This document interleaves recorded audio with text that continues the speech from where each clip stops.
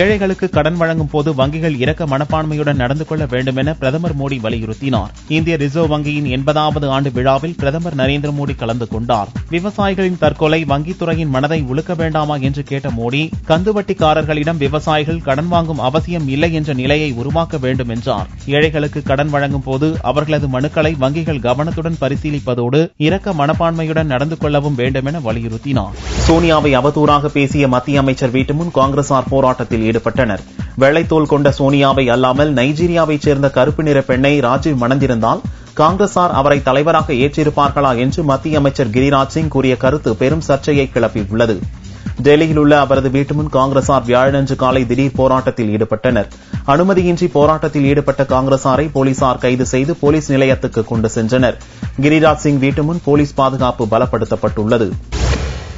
மத்திய பிரதேச மாநிலம் நீமச் மாவட்டத்துக்கு சோனியா வியாழனன்று வந்தார். பருவம் தவறிய மழையால் நாசமான பயிர்களை பார்வையிட்டு விவசாயிகளுக்கு அவர் ஆறுதல் கூறினார். அப்போது கிரிராஜ் சிங்கின் பேச்சு குறித்து நிருபர்கள் கேள்வி எழுப்பிய போது, குறுகிய மனம் கொண்ட நபர்களுக்கு பதிலளிப்பது முறையாக இருக்காது என்று கூறிவிட்டு சென்றார். இதனிடையே பீகார் மாநிலம் முசாஃபர்பூர் மாவட்ட நீதிமன்றத்தில் காங்கிரஸ் பிரமுகர் தாக்கல் செய்த மனுவை விசாரித்த நீதிபதி கிரிராஜ் சிங் மீது வழக்கு பதிவு செய்யும்படி பீகார் போலீசுக்கு உத்தரவிட்டார். பாரதிய ஜனதா கட்சியின் தேசிய செயற்குழு கூட்டம் வெள்ளியன்று துவங்கவுள்ள நிலையில் அக்கட்சியின் தலைவர்கள் பெங்களூரு வர துவங்கியுள்ளனர். செயற்குழு கூட்டத்தின் ஏற்பாடுகளை கவனிப்பதற்காக முன்கூட்டியே வியாழனன்று இரவு கட்சித் தலைவர் அமித் ஷா பெங்களூரு வந்து சேர்ந்தார். பிரதமர் நரேந்திர மோடி வியாழனன்று மாலை பெங்களூரு வருவார் என்று எதிர்பார்க்கப்படும் நிலையில் நாடு முழுவதும் பல்வேறு பகுதிகளில் இருந்து பாரதிய ஜனதா நிர்வாகிகள் மற்றும் கட்சியினர் பெங்களூரு வர துவங்கியுள்ளனர். வியாழனன்று மாலை கட்சி நிர்வாகிகளுடன் அமித் ஷா மற்றும் மோடி ஆகியோர் ஆலோசனை நடத்தவுள்ளனர். வெள்ளியன்று காலை 10 மணிக்கு பாரதிய ஜனதா கட்சியின் தேசிய செயற்குழு கூட்டம் துவங்குகிறது. வெள்ளி மற்றும் சனிக்கிழமை ஆகிய 2 நாட்கள் நடக்கும் இக்கூட்டத்தில் பல்வேறு முக்கிய பிரச்சினைகள் குறித்து விவாதிக்கப்பட உள்ளது. ஏமனில் இருந்து மீட்கப்பட்ட இந்தியர்கள் வியாழனன்று அதிகாலை மும்பை மற்றும் கொச்சி விமான நிலையம் வந்து சேர்ந்தனர். ஏமன் நாட்டில் நடக்கும் உள்நாட்டுப் போரை அடுத்து அங்குள்ள 4000க்கும் மேற்பட்ட இந்தியர்களை பத்திரமாக அழைத்து வரும் நடவடிக்கைகளை மத்திய அரசு தீவிரப்படுத்தியுள்ளது.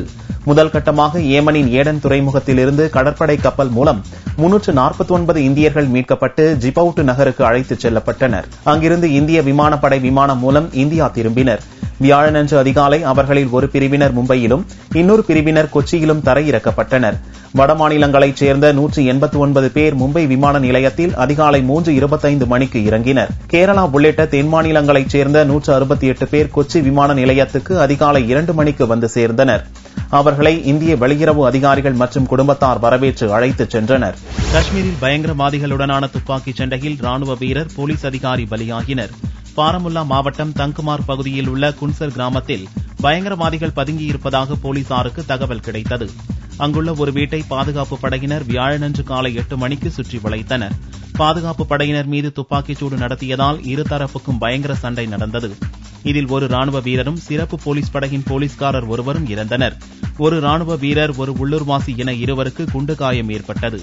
இந்த சந்தர்ப்பத்தை பயன்படுத்தி பயங்கரவாதிகள் அங்கிருந்து தப்பிச் சென்று விட்டதாகவும் அத்துடன் சண்டை முடிவுக்கு வந்ததாகவும் போலீஸ் சூப்பரண்ட் சுஹைல் முனாவர் தெரிவித்தார். தப்பிச் சென்ற பயங்கரவாதிகளை தேடும் பணி முடுக்கிவிடப்பட்டுள்ளதாகவும் பாதுகாப்பு படையினர் தெரிவித்தனர். ஹைதராபாத்தில் ரோந்து பணியில் இருந்த 2 போலீசார் சுட்டுக் கொல்லப்பட்டனர். சூரியப்பேட்டை பகுதியில் போலீசார் நள்ளிரவில் ரோந்து சுற்றிக் கொண்டிருந்தனர். அங்குள்ள பேருந்து நிலையம் அருகில் சென்றபோது காரில் வந்த சில கொள்ளையர்கள் போலீசாரை நோக்கி சரமாரியாக சுட துவங்கினர். சில நொடிகளில் நடந்து முடிந்த இந்த துப்பாக்கிச் சூட்டில் லிங்கையா என்ற போலீஸ்காரரும் மகேஷ் என்ற ஊர்காவல் படை வீரரும் சம்பவ இடத்திலேயே கொல்லப்பட்டனர். இன்ஸ்பெக்டர் உள்ளிட்ட 2 போலீசாருக்கு குண்டு காயம் ஏற்பட்டது. அப்போது இன்னொரு காரில் வந்த தம்பதியை சுட்டுவிட்டு கொள்ளையர்கள் தப்பினர். இதில் மனைவி மீது குண்டு பாய்ந்தது. காயமுற்ற அனைவரும் மருத்துவமனையில் சேர்க்கப்பட்டனர். IAS அதிகாரி அசோக் கெம்கா 45வது முறையாக இடமாற்றம் செய்யப்பட்டுள்ளார். சோனியாவின் மருமகன் ராபர்ட் வத்தேராவுக்கும் DLF ரியல் எஸ்டேட் நிறுவனத்துக்கும் இடையில் நடந்த நிலப்பேரத்தில் பல கோடி ரூபாய் அளவுக்கு முறைகேடு நடந்திருப்பதை நேர்மையான IAS அதிகாரி அசோக் கெம்கா கண்டுபிடித்தார். ஆனால் அப்போதைய முதல்வர் பூபிந்தர் சிங் ஹூடா நிலப்பேரம் முறையாக நடந்திருப்பதாக கூறி அசோக் கெம்கா மீது நடவடிக்கை எடுத்தார். அப்போது ஹரியானா மாநில போக்குவரத்து கமிஷனராக பணியாற்றி வந்த கெம்காவை மனோகர்லால் கட்டார் தலைமையிலான பாரதிய ஜனதா அரசும் இடமாற்றம் செய்துள்ளது. முக்கியத்துவம் இல்லாத தொல்லியல் துறைக்கு அவரை மாற்றியுள்ளது. காங்கிரஸ் ஆட்சியில் தொடர்ச்சியாக இடமாற்றத்தை கண்ட அசோக் கெம்கா தனது 23 ஆண்டுகால IAS வாழ்க்கையில் இப்போது 45வது முறையாக டிரான்ஸ்பர் உத்தரவை பெற்றுள்ளார். மோடி அரசின் நில ஆர்ஜித மசோதாவுக்கு எதிராக காங்கிரஸ் கட்சி சார்பில் பிரம்மாண்ட விவசாயிகள் கூட்டம் டெல்லி ராம்லீலா மைதானத்தில் ஏப்ரல் 19ஆம் தேதி நடக்கிறது. கட்சித் தலைவர் சோனியா மற்றும் முன்னணி தலைவர்கள் பங்கேற்கவுள்ள இக்கூட்டத்தில் லட்சக்கணக்கான விவசாயிகள் பங்கேற்பர் என்று எதிர்பார்க்கப்படுகிறது. தீவிர அரசியலில் இருந்து விடுப்பு எடுத்துக் கொண்டு வெளிநாடு புறப்பட்ட ராகுலும் இக்கூட்டத்தில் கலந்து கொள்வார் என்று கூறப்படுகிறது. விவசாயிகள் கூட்டத்தில் பங்கேற்பதற்காக விடுமுறை காலத்தை முடித்துக் கொண்டு ஏப்ரல் 12ஆம் தேதியன்று ராகுல் டெல்லிக்கு திரும்ப உள்ளதாக காங்கிரஸ் வட்டாரங்கள் தெரிவித்தன. திருவாரூரில் காவிரி உரிமை மீட்புக் குழு நிர்வாகிகள் ஆலோசனைக் கூட்டம் வியாழனன்று நடந்தது. இக்கூட்டத்தில் காவிரி டெல்டா மாவட்டங்களில் வெள்ளி மற்றும் சனிக்கிழமையன்று கர்நாடக அரசின் நிதிநிலை அறிக்கையின் நகல் எரிப்பு போராட்டம் நடத்தப்படும் என்று தீர்மானம் நிறைவேற்றப்பட்டது. காவிரி மேலாண்மை வாரியத்தையும் ஒழுங்குமுறை குழுவையும் உடனடியாக மத்திய அரசு அமர்த்த வேண்டும் என்ற கோரிக்கையை வலியுறுத்தியும், கர்நாடகத்தின் சட்டவிரோத அட்டூழியங்களை கண்டித்தும் வருகின்ற 4ஆம் தேதி 4/4/2015 சனிக்கிழமை காலை 10 மணிக்கு திருச்சி, தஞ்சாவூர், திருவாரூர், நாகை, சிதம்பரம், கடலூர் ஆகிய இடங்களில் கர்நாடக அரசினுடைய நிதிநிலை அறிக்கையின் நகலை எரிக்கும் போராட்டத்தை நடத்துகிறோம். குழந்தை கடத்தலில் ஈடுபட்ட 7 பேர் கைது செய்யப்பட்டனர். திருச்சி துவாக்குடியைச் சேர்ந்த மதுரை வீரனின் 11 வயது மகன் முருகனை காந்திநகர் கிராம தலைவரும் அதிமுக மாவட்ட பிரதிநிதியுமான மோகன் ஆங்கில வழி கல்வியில் படிக்க வைப்பதாக கூறி கடந்த ஆண்டு அழைத்து சென்று மும்பையில் விற்றுவிட்டார். இதுகுறித்து அறிந்த மதுரை வீரன் திருவெரும்பூர் போலீசாரிடம் புகார் அளித்தார். போலீசார் நடத்திய விசாரணையில் மோகன் குழந்தை கடத்தல் கும்பலுடன் இணைந்து ஏராளமான குழந்தைகளை வடமாநிலத்திற்கு கடத்தியது தெரியவந்தது. கடத்தலில் ஈடுபட்ட மோகன் உடந்தையாக இருந்த கன்னித்தமிழ், காயத்ரி, சரோஜா உட்பட 7 பேரை கைது செய்தனர். தலைமறைவாகி உள்ள 5 பேரை போலீசார் தேடி வருகின்றனர். தமிழக திட்டங்களுக்கு அதிக நிதி பெற்றுத் தரப்படும் என்று அமைச்சர் பொன் ராதாகிருஷ்ணன் தெரிவித்தார். தமிழக பாரதிய ஜனதா கட்சியின் வர்த்தக பிரிவு மாநில நிர்வாகிகள் கூட்டம் கமலாலயத்தில் நடந்தது. இதில் பங்கேற்ற ராதாகிருஷ்ணன் செய்தியாளர்களை சந்தித்தார். தேமுதிக எம்எல்ஏக்கள் இடைநீக்கத்திற்கு கண்டனம் தெரிவித்த அவர் தமிழக அரசுக்கு உரிய நிதி பெற்றுத் தரப்படும் என்றார். வரைக்கும் இல்லாத அளவுக்கு மாநில அரசாங்கங்களுக்கு பகிர்ந்து கொடுக்கக்கூடிய ஒரு திட்டத்தை மத்திய அரசாங்கம் கொண்டு வந்து, நிதியை பகிர்ந்து கொடுக்கக்கூடிய திட்டத்தை மத்திய அரசாங்கம் கொண்டு வந்திருக்குது. அதில் எல்லா மாநிலங்களும் பயன்பெறுகின்ற, தமிழகமும் அதிலே பயன்பெறுகிறது. ஆயிரக்கணக்கான கோடி ரூபாயை நாமும் பெறுகிறோம். முந்தைய அரசாங்க காலத்தில் கிடையாது, நாம தான் கொடுக்கிறோம். நாம தமிழகத்தினுடைய முன்னேற்றத்திற்காக எத்தனை திட்டங்களை போட்டிருக்கின்றோம், அந்த திட்டத்திற்கு எந்த வகையில் நிதி வர வேண்டும். இப்ப சாலை போக்குவரத்தை பொறுத்த வரைக்கும் அதிகப்படியான நிதியை பெறக்கூடிய முயற்சியில் நான் இறங்கிறேன். நான் சார்ந்திருக்கக்கூடிய துறை என்கின்ற காரணத்தால் சொல்றேன். மற்ற மாநிலங்களை விட அதிகமாக எப்படி கொண்டு வர முடியும் என்கின்ற ஒரு முயற்சியில் நான் இருக்கிறேன். இங்க இருக்கக்கூடிய சாலைகள், பெரும்பாலான சாலைகளை எப்படி தேசிய நெடுஞ்சாலையாக மாற்ற முடியும் என்கின்ற முயற்சியில் நாம் இறங்கி இருக்கிறோம். இதுக்கெல்லாம் மாநில அரசாங்கத்துடைய ஒத்துழைப்பு நமக்கு தேவை. எந்த காரணத்தை கொண்டும் தமிழகத்திற்கு தர வேண்டிய நிதியை சுருக்குவதற்கு அல்லது குறைப்பதற்கு அல்லது நிறுத்துவதற்கு மத்திய அரசாங்கம் தயாராக இருக்காது. ஜெயின் மதத்தை தோற்றுவித்த மகாவீரரின் 2614ஆம் ஆண்டு ஜெயந்தி விழா வியாழனன்று கொண்டாடப்பட்டது. திருச்சியில் உள்ள மகாவீரர் கோவிலில் சிறப்பு பிரார்த்தனையும் வழிபாடும் நடத்தப்பட்டது. வாழவிடு என்ற தத்துவத்தை வலியுறுத்தி பேரணி நடந்தது.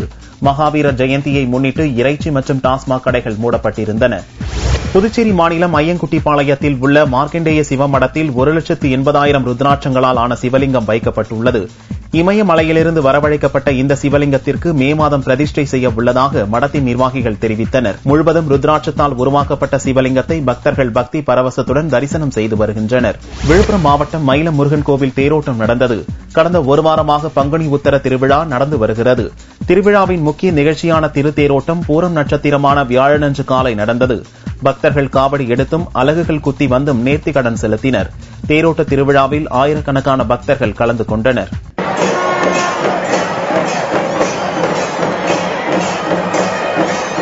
வைணவ தலங்களில் திவ்ய தேசங்களில் ஒன்றான நாங்குநேரி ஸ்ரீ வானுமாமலை பெருமாள் கோவிலில் பங்குனி பிரம்மோற்சவ விழா கடந்த 24ஆம் தேதி கொடியேற்றத்துடன் துவங்கியது.